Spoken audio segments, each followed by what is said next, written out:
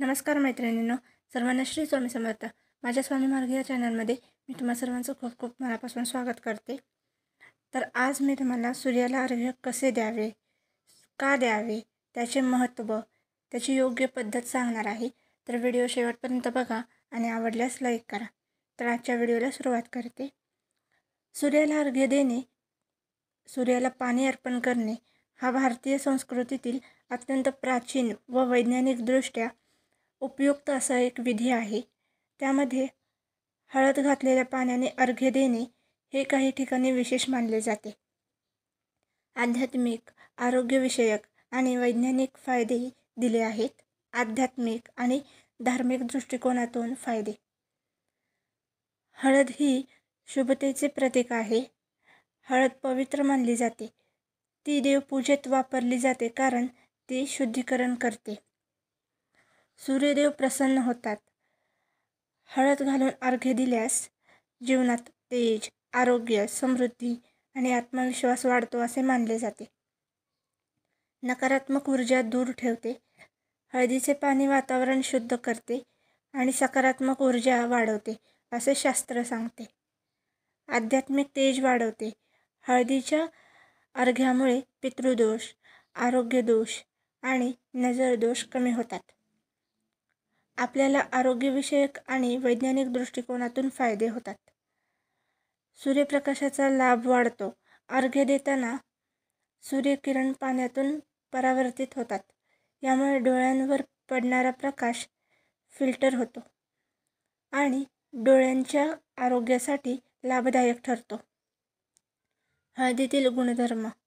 हळद ही नैसर्गिक अँटिसेप्टिक आणि अँटीऑक्सिडंट आहे. तिच्या उपस्थितीमुळे वातावरणातील सूक्ष्मजंतू नष्ट होतात.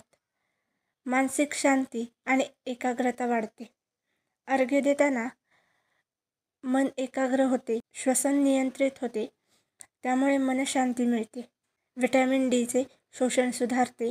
सकाळच्या सूर्यप्रकाशात उभे राहिल्यामुळे शरीराला नैसर्गिक व्हिटॅमिन डी मिळते. अर्घ्य देण्याची पद्धत. सकाळी सूर्योदयाच्या वेळी पूर्व दिशेकडे तोंड करून उभे राहावे.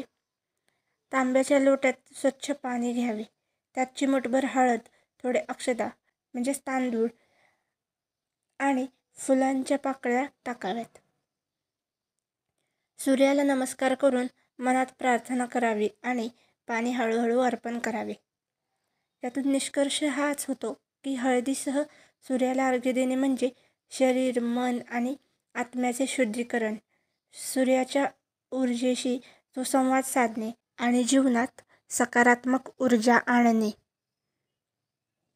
सूर्यदेवाला अर्घ्य देताना योग्य मंत्र म्हणणे अत्यंत शुभ आणि प्रभावी मानले जाते. हे मंत्र साधे, लहान आणि रोजच्या वापरासाठी अतिशय उपयुक्त आहेत. प्रभावी सूर्यमंत्र व त्यांचे अर्थ सांगत आहे. ओम सूर्याय नमः. या मंत्राचा अर्थ असा आहे की मी सूर्यदेवाला नमस्कार करते, जो संपूर्ण विश्वाला प्रकाश, ऊर्जा आणि जीवन देतो. हा सर्वात सोपा आणि सर्वकालीन मंत्र आहे. दररोज अर्घ्य देताना 11 वेळा म्हणणे शुभ असते. ओम गृह्णीः सूर्याय नमः. या मंत्राचा अर्थ असा आहे की प्रकाशमय आणि तेजस्वी सूर्यदेवा, आपण माझे रक्षण करा आणि मला आरोग्य द्या. हे सूर्यनमस्कारातील पारंपरिक मंत्रापैकी एक आहे. हा मंत्र शरीर, मन आणि आत्म्याला तेज देतो. ओम आदित्याय नमः. या मंत्राचा अर्थ असा आहे की मी आदित्य रूप सूर्यदेवाला नमस्कार करतो, जो देवांचा नेत्र आहे आणि जो अंधकार नष्ट करतो.